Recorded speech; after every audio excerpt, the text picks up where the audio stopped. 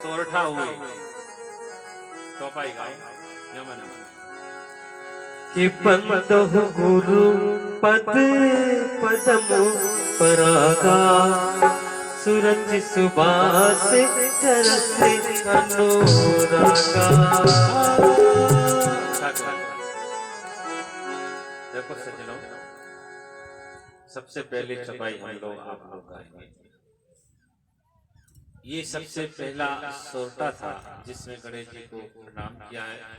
गणेश जी जिसको याद करके गणेश बने, ऐसे भगवान के गणेश को भी भगवान नमस्कार किया है, प्रणाम किया है।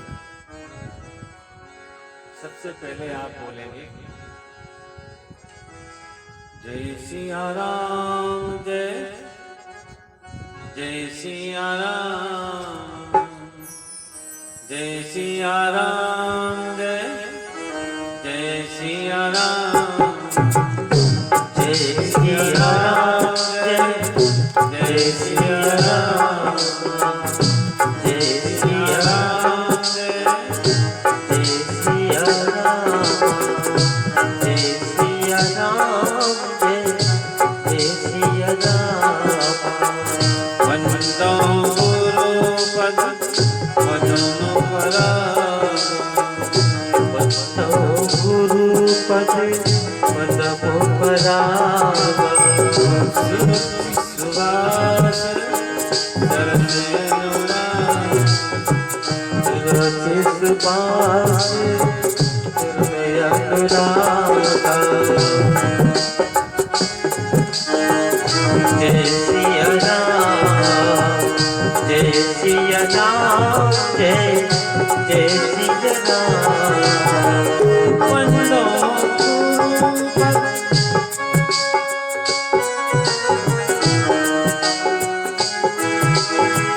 पदम पराग, सुभाष चरसे अनुराग। हमें मोरी में तोरण चार, समन सकल भव गुरुज परिवार।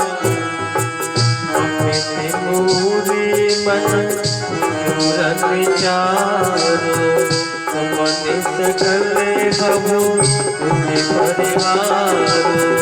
श्री गुरु पद मन गज जो,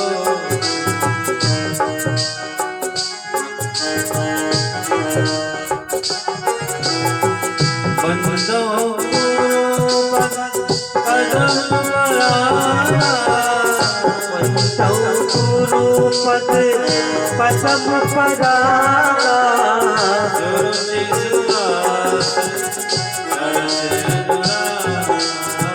सूरज सुबास चरणे अनुरागा।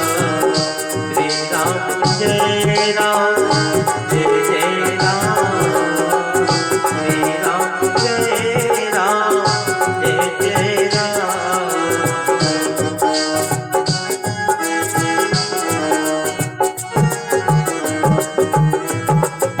सबसे पहले गुरु को प्रणाम किया है। गुरु बिन भव निधि तरई न कोई, जो बरंच शंकर सम होई। कितना ही बड़ा इंसान हो जाए पर राय बताने वाला जो होता है हमेशा बड़ा होगा। इसलिए पहली चौपाई पहले मंत्र गुरु के लिए लिखा है। तुलसी बाबा ने सबसे पहले गुरु के लिए लिखा है, क्योंकि सबसे पहला पहला पहला यदि कोई सम्मान का श्रेष्ठता का अधिकारी है तो गुरु है। जब तक गुरु के चरणों में हम नहीं जाएंगे, गुरु के पास नहीं जाएंगे तो ज्ञान कैसे मिलेगा, कथा कैसे मिलेगी, सत्संग कैसे मिलेगा, समाधान कैसे मिलेगा, रास्ता कैसे मिलेगा। इसलिए पहली बात है कि आप गुरु को प्रणाम करो। आप प्रणाम करो तो उनके पास आओगे, बैठोगे, समझोगे, गुरु से प्रेम होगा। गुरु से प्रेम होगा तो गुरु आपको ज्ञान देंगे, भक्ति देंगे, जिससे आपके जीवन में सुख शांति हो जाएगी, आनंद हो जाएगा। इसलिए सबसे पहला गुरु को प्रणाम है सज्जनों। हमको जो सूझता नहीं है वो गुरु महाराज की कृपा से समझ में आ जाता है। कई बातें ऐसी होती हैं जो हमको समझ में नहीं आती, हमारी बुद्धि से बाहर है, परंतु गुरु एक ऐसी चीज है कि हमको वो बात बता देते हैं जो हमारे समझ में नहीं आ रही, जो हमारे समाधान का कारण है। देखिए, चलिए, एक सुंदर प्रसंग है, ऐसा ग्रंथ है ये, कोई एक बार इनके पास आ जाए और सत्संग रूपी इनके तालाब में स्नान करके मंजन कर लेना तो हाल परिवर्तन होता है। मंजन फल पेकिए तत्काला, काके होए पिक बकौ मराला। सुन आश्चर्य करे जन कोई, सत्संगति महिमा नहीं कोई। सत्संगति की महिमा कोई छिपी हुई नहीं है सज्जनों। आप आश्चर्य मत करो, आप सच्चे मन से सत्संग रूपी सरिता में स्नान करोगे ना तो आपके सारे काया, सारे कलेश, सारे कलमश सब बह जाएंगे, सारे पाप छूट जाएंगे और हम और आप निर्मल हो जाएंगे। इसलिए सत्संग की महिमा है। आइए सत्संग में प्रवेश करो। देखिए, एक सुंदर दृष्टांत है जिसमें रामायण की महिमा प्रकट होती है, गुरु की महिमा प्रकट होती है। क्या होता है रामायण से, क्या होता है राम कथा से, तो सुनो ध्यान से। दो राजकुमार थे, एक राजकुमार काशी के थे और एक द्रविड़ के थे। दोनों गुरु के आश्रम में पढ़ने गए। तो बचपन में तो थे जानो, स्कूल में पढ़े, छोटे छोटे बच्चे तो एक दूसरे से परिचय हो रहे, का है, साथ साथ पढ़े तो साथ पढ़े तो प्रेम हो रहे, प्रेम हो गया दोनों राजकुमारों में। साथ में पढ़ाई करने जाए, गुरु जी को सेवा करें, होते होते अब वो राजकुमार बड़े हुए, अब उनका प्रेम और बड़ा हो गया।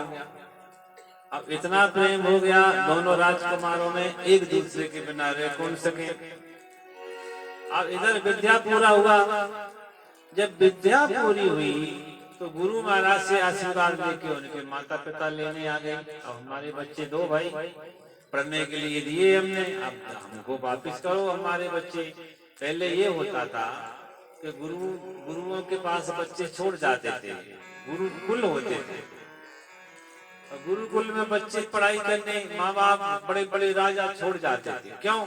क्योंकि घर में नहीं पढ़ पाता बच्चा, घर में मोह ममता ज्यादा हो गए, काम धंधा ज्यादा हो गए, खटखट खटपट ज्यादा हो गए। सामने बच्चा दिख जाता है तो कुछ न कुछ कहने का मन में आ ही जाता है, उसको भी डिस्टर्ब। इसलिए गुरुकुल में जाके छोड़े आते थे और फिर लेने जाते थे कब उसकी पढ़ाई पूरी हो जाती है। कभी कभार मिलना हो तो मिलने चले जाएं, अलग बात। तो ऐसे ही बीच बीच में राजा महाराजा मिलने जावे, कोई बात नहीं। अब धीरे धीरे बच्चे बड़े होते गए, पढ़ते गए। दोनों राजकुमार पढ़ लिख कर बड़े हुए। अब जब घर जाने की बारी आई तो दोनों लिपट कर रोने लगे, बोले मित्र अब तुम दूर चले जाओगे, हम दूर चले जाएंगे, कैसे करें भाई, हमारा आपका प्रेम पक्का हो जाए। तो दोनों ने प्रतिज्ञा की।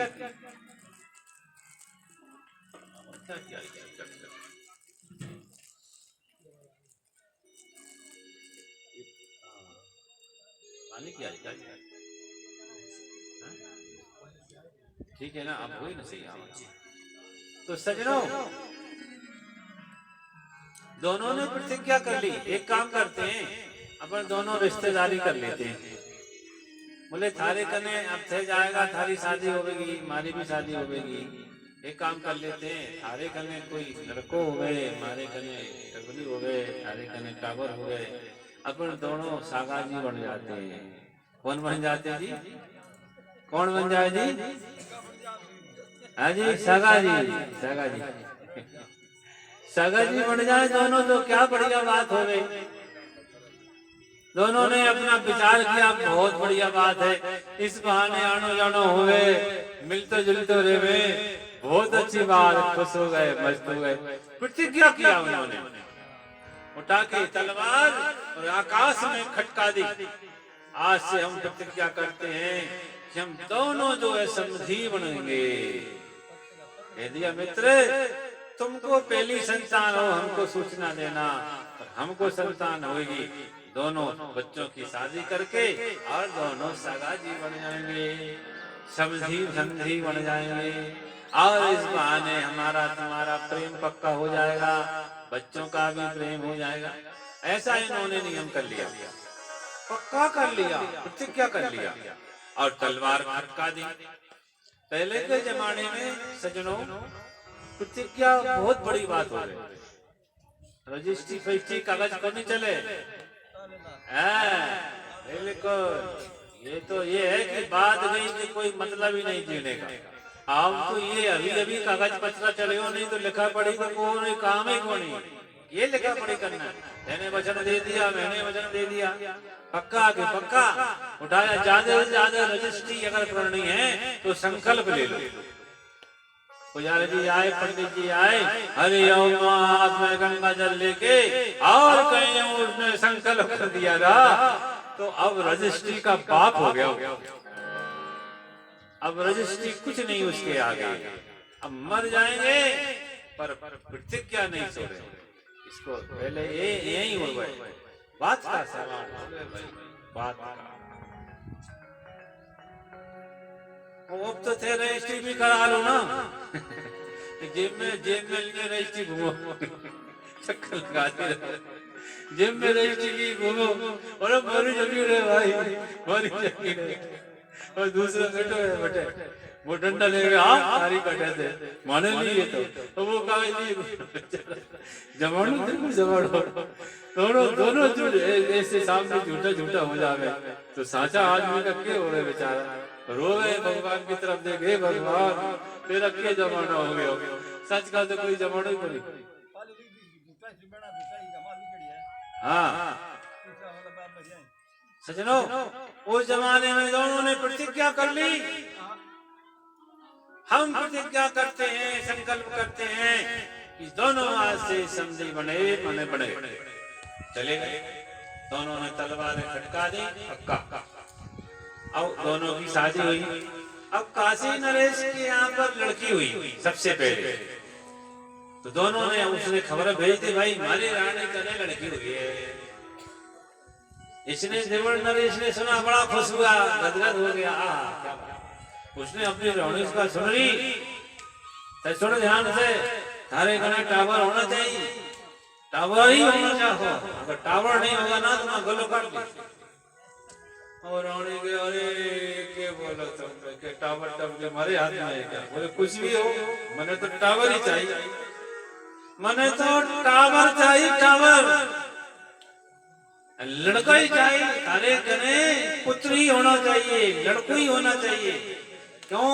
मेरे मित्र की यहाँ लड़की हो गई है, टबरी हो गई है। अब थारे कने टावर नहीं होगा ना तो मारो जो प्रतिज्ञा है, मारो जो वचन है, अब झूठो पड़ जाएगा तो मैं गर्दन काट दूंगा, आत्महत्या करूंगा। अगर थारे कने अगर पुत्र नहीं हुआ, पुत्र कौन हुआ तो मैं गर्दन काट दूंगा। रोनी घबरा गई, रोनी बेचारी नहीं आती कि मैं क्या करूं भाई, अभी तो बेटे में है। बोले कुछ हो, लड़का ही निकालना। जय जय सीता। अब वो बेचारी चुपचाप करे, क्या उसके हाथ में क्या है भाई। अब वो रोई, वो अपने गुरु जी से कहा, गुरु जी अब बताइए मैं क्या करूं। गुरु जी ने समझाया, कोई बात नहीं, अभी समय तो आने दो, अभी से काहे चिंता करो, अभी पूरा समय आने दो। सजनों, धीरे धीरे धीरे धीरे वो तो समय भी बहुत जल्दी आ गया, सुख का समय बहुत जल्दी जा गया, ये निकल गया, पता ही नहीं चला। अब पूरा दिन हो गया रानी का। अब पूरा दिन हुआ, अब वो गिनने लगा, आज नहीं है तो कल होगा, तो परसों हो तो परसों, परसों। अब विधाता का विधान देखो सजनों, वके कने भी छोरी हुई, वके कने के हुई, वके कने भी चोरी हुई, टबरी हुई। और रानी ने जिया देखा टबरी है तो फट से उस उसका मुंह पे हाथ रख दिया, कहीं राजा इसकी आवाज ना सुन ले। आपत गुरु महाराज को बुलवाया, गुरु महाराज के चरणों में गिरी कि मेरी सुहाग बचा लो महाराज, मेरी जान बचा लो। क्या बात है? बोले महाराज देखो ऐसा ऐसा हो गया, अब ये टबरी हुई है और कहीं राजा को पता चल गया कि लड़की हुई है तो राजा अपनी आत्महत्या कर लेगा, मेरा स्वभाव जड़ जाएगा। थे कुछ करो बाप जी, थे कुछ करो। पंडित जी बोले चिंता मत कर रानी, तेरे लिए मैं कुछ करता हूँ। नींद में 13, 14, 15, 16 अभी देखा मेरी माया। पंडित जी ने लंबे धोते निकाले, बढ़िया उसका फूट पकड़ा इधर का मुन्ना, अच्छी लंबी धोती, यहाँ चाल 2 चाल हमने मंत्र बोलते राजा के पास पहुंच गए। अरे राजा पहले माल निकालो। राजा खुश हो गया, बात बोले पहले माल निकालो बाद में मतलब। पंडित जी बड़े खुश नजर आ रहे हो। राजा बोले खुशी की बात क्यों नहीं होगी, हमारे चेला के घर खुशी है तो हमारे घर खुशी के पहले इनाम निकालो। राजा समझ गए, बात बढ़ गई है। राजा ने अपने हाथ लो पंडित जी, पंडित जी ने बोले तो सुनो सुनो, खुशी का समाचार धीरे धीरे सुनाना पड़ता, जल्दी कौन सुना। खुशी को समाचार देखो, बहुत ज्यादा खुशी और बहुत ज्यादा गम, ये दोनों समाचार जल्दी नहीं सुनाना चाहिए, धीरे धीरे थामा थामा थामा थामा सुनाओ, थामा थामा थम। यहाँ थोड़ा कहीं खुशी भी लोगों से हजम कौन हो, ज्यादा खुशी हजम है ना वो भी हजम कौन है, गम तो क्यों हुए पर खुशी भी हजम कौन हो। इसलिए खुशी का और गम का समाचार थामा थामा धीरे धीरे सुनाओ। राजा कहते हैं वही हो गया, अपना काम कर दिया। अरे बोले क्या हो गया कि बता दे, एक माला और निकालो। अरे बोले पंडित जी जल्दी करो, सब कुछ तारो ही तो है। बोले वाह आज मेरा टाइम है, अब बोलने तो मेरे को ही है, मैं समय से बोलूंगा, जब मुझे इच्छा होगी तब बोलूंगा। और राजा को बेसब्री बढ़ती है, बेसब्री हो गई, जल्दी सुनाओ। लेकिन सुना रहा हूँ भाई, धीरे धीरे बढ़ गया। मन चाहिए इनाम लेके बोले थावे टावर हो गया, टावर भाई खुश हो गया, राजा का गद हो गया, इनाम ले लिया।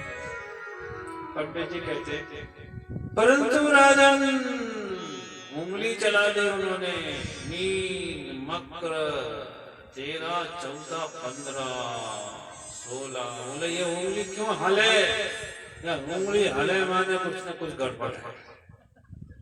उंगली क्या बोले थारी, क्या उंगली बोले कि योग है ना बड़ा खतरनाक।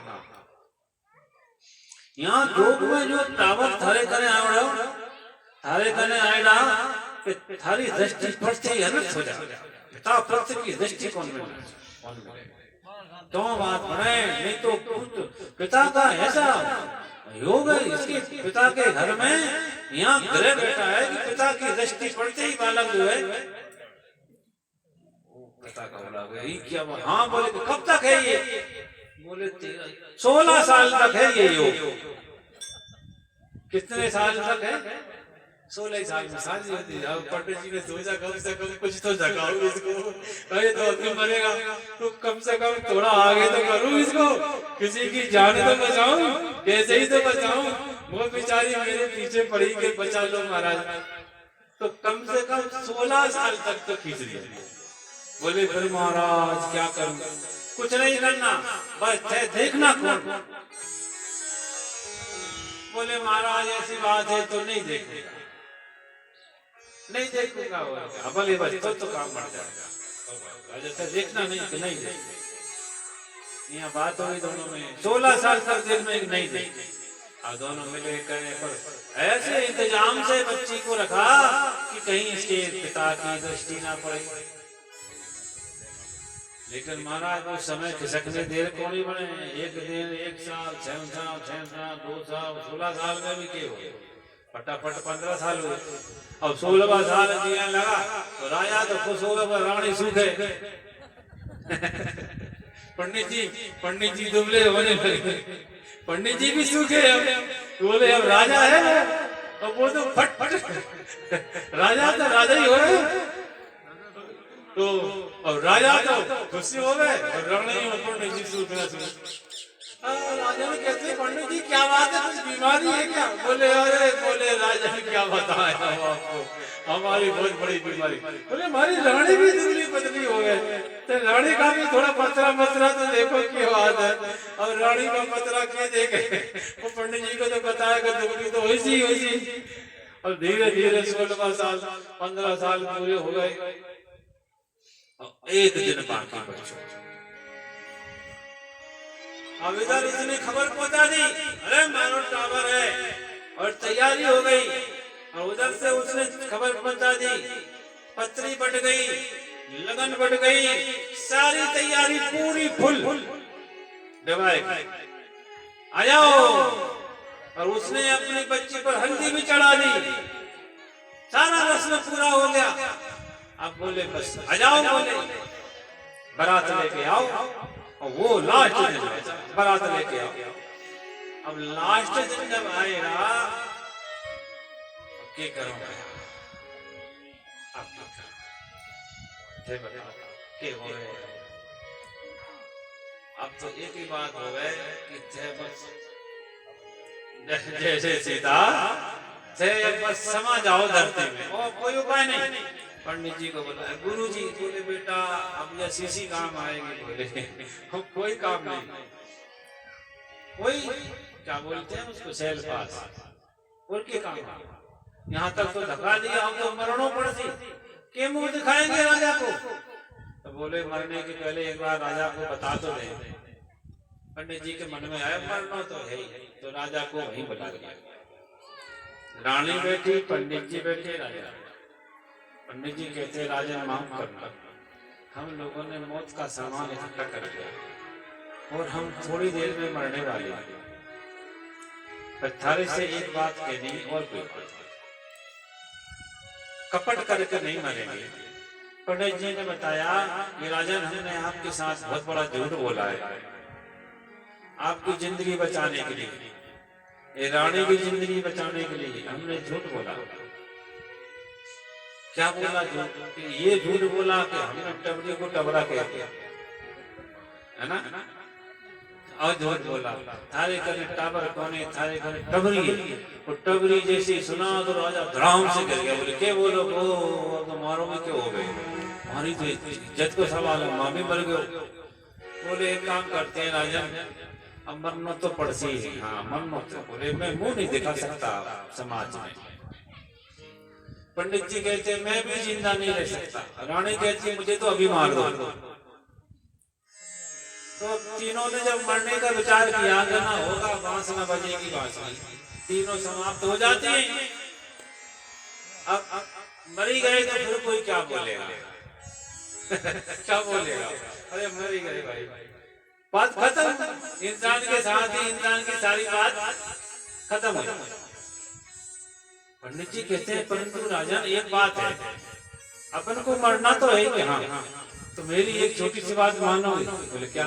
कि चलो ना काशी में गंगा में जाके मरे तो कैसी बात हो रही है कि काशी में जाए मरने से, गंगा में मरने से मुक्ति हो गए। जब मरना ही है तो चलो काशी में जाके गंगा में मरे। बोले अब बात भी थोड़ी सही है, जब मरना ही है तो चलो बटे मरे।